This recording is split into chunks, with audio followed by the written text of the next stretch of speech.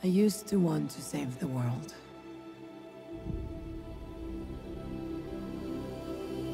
This beautiful place. But the closer you get, the more you see the great darkness within.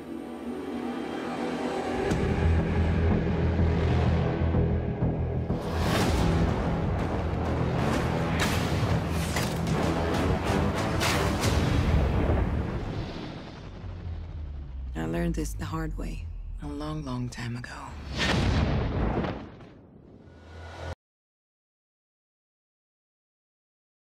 Patty, how did you get the opportunity to direct Wonder Woman? Well, I don't know. I think it was a very long, very subtle process, because from the time that I started to be considered as a director to hire in Hollywood after I made Monster, from very early on, I had mentioned to Warner Brothers, oh, I want to make Wonder Woman. Making a great superhero origin story was something I had always wanted to do, and Wonder Woman most of all, because I couldn't believe that nobody had made it, and because I believe in Wonder Woman, and because I believe in the origin story. So it was really it's a wonderful thing where it was not a fight to get the job, and it wasn't a fluke to get the job. It was over such a long period of time that by the time I was doing the job, I had been thinking about it and talking to them about it for 10 years, you know? And so it was wonderful, because all of that time, you know, I had different experiences, a lot of experiences working for studios on big budget pilots and really getting used to all kinds of different things. And so it all came together with something I'd always wanted to do, finally. But the fact that she's such an iconic character that's been with us for over 75 years, but has never had her own standalone movie, that's quite a challenge. It really is. Yeah, it's a huge challenge. And if I am a huge Wonder Woman fan myself, so no one cared more than I did that be lived up to. And so it was not something I took lightly, and none of us did. Like, I was very serious about like trying to make the most out of this opportunity for Wonder Woman and for the world. So what is the story that you're telling?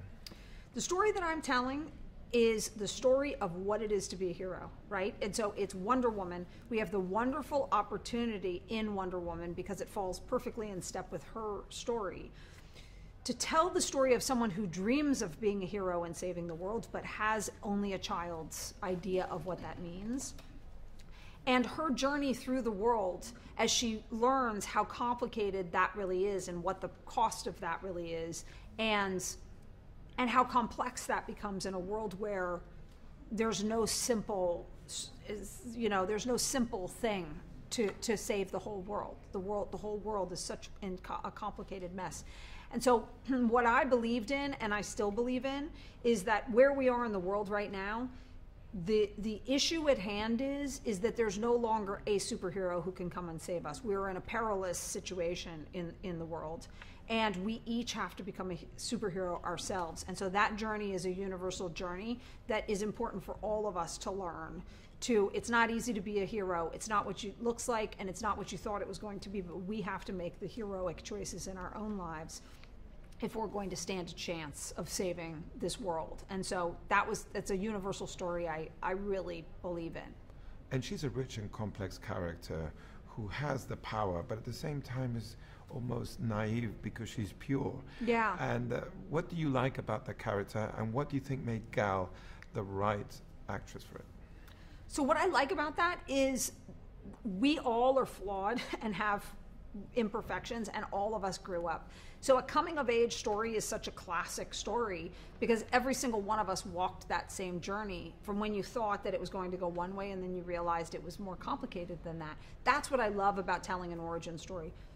I could have told the story later in her life, and she's not naive. We chose to tell the story starting when she was naive so that we could tell that journey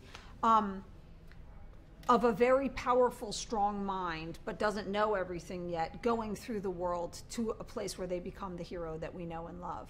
Why Gal? It's because Gal is so Wonder Woman-like, so wonderful, so kind, so loving, so beautiful, so strong and talented.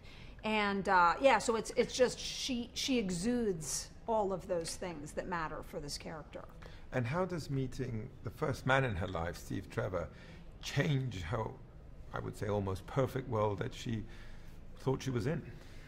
Because he brings her to mankind, because she has an assumption that mankind is going to be simple and savable in a simple way. And even Steve himself, she falls in love with Steve, but Steve also represents the complexity of man and is able to become her tour guide through a world where it's not that. It's a very complicated situation.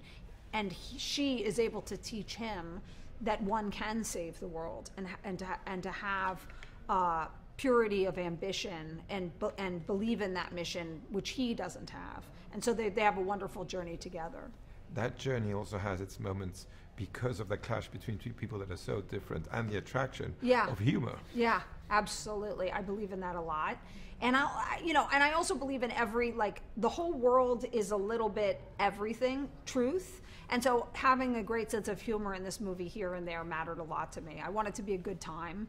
And I think that as long as we're representing the dark side of life, it's important to also represent the light. And you needed a great actor for that and for that chemistry to work. Yes. So important. And I cannot believe how perfect Chris was from the moment we thought of him to the moment he played every second in this movie. Chris is one of the most talented actors I have ever worked with in my life, but also he's a real man, very comfortable with his masculinity, so much so that he's not sexist at all. He completely takes other people on their own face value and is willing to leave space for them. And as a result, he was the perfect boyfriend for Wonder Woman because it's somebody who could actually look at her and admire her and appreciate her, and it didn't take anything away from him. And then he just made us all laugh all the time. But the movie wouldn't work without a great villain, and you have it in Danny Huston's Ludendorff. Yes, thank you. I've loved Danny for a long time. And so I was so excited to get someone who could hit that perfect balance of playing a real character, but one who really, once you dig into everything he stood for and believed in, he really is the embodiment of kind of an evil, of the devil, of this belief system in our world. And so, yeah, he's the living Ares of our times. And so, so he was wonderful, incredible to find somebody who could really take that on and make it delightful. And as a filmmaker, you had to take on also the challenge of shooting in an idyllic paradise and also in the trenches of World War I and make that work. Yeah, that was one of the hardest things about the movie was how to do.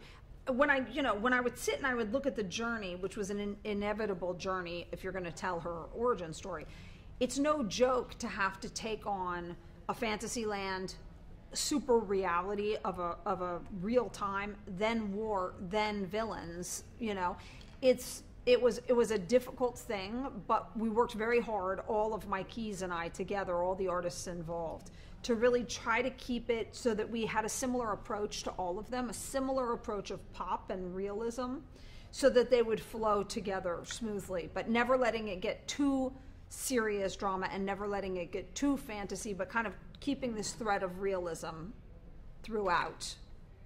And that meant shooting on location in Italy and in England. How was that experience? It did. It was a little bit of everything. It was incredibly difficult to shoot in the winter in England. And again, I was telling Gal, I'm really sorry that your first movie as Wonder Woman takes place in the winter in England, and that's the real context. That means you need to be absolutely freezing in your suit, But it was, and she couldn't have been tougher about it. But then it was magical taking on these incredible locations like, Trafalgar Square, and we shut down the Louvre, and Italy, shooting on a beach in Italy, and beautiful, Amalfi Coast, and it was pretty incredible. And I think all of those locations really brought something magical to the movie. And how do you feel now that it's finished? Just the last quick one. And how do you feel now that it's finished? Everyone's watching it, enjoying it. How do you feel? I don't feel anything certain yet, but once the movie comes out, I will feel a huge sigh of relief.